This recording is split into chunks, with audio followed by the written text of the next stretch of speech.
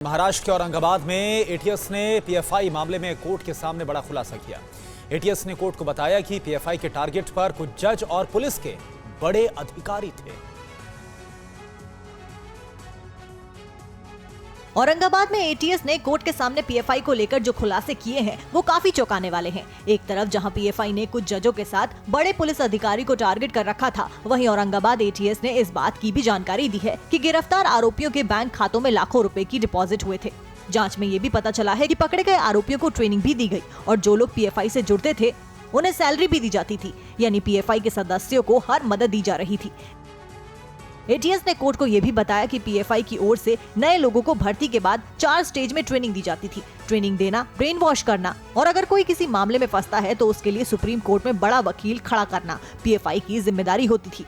PFI पहले से ही सारे प्लान तैयार रखता था और नए सदस्यों को कुछ बड़ा करने के लिए कहा जाता था ताकि पूरे देश में पीएफआई अपनी जड़ें मजबूती से फैला सके। नए सदस्यों पर शुरुआत में नजर रखी जाती थी।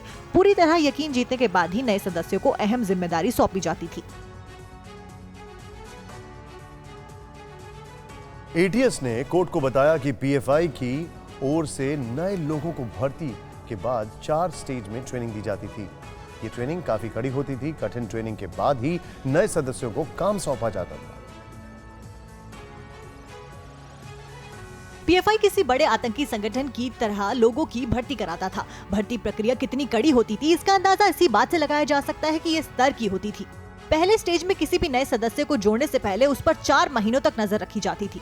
उस सदस्य के पूरे खानदान की जानकारी निकाली जाती थी। जिन लोगों पर नजर रखी जाती थी, ऐसे 20 लोगों में से सिर्फ 2 लोगों को ही सदस्य बनाया जाता था।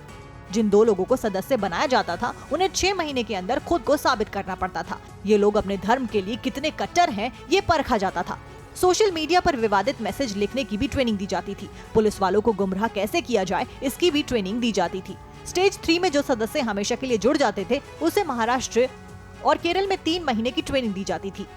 सदस्यों को अपने घर और परिवार का त्याग करना पड़ता था। वहीं स्टेज 4 में इंटरनेशनल लिंक के जरिए फंडिंग करने का काम दिया जाता था। स्टेज 3 को पार करने वाले ही लेवल 1 और 2 के लिए ट्रेनर तैयार करते थे और ऐसे सदस्यों को अपने परिवार से दूर होना पड़ता था।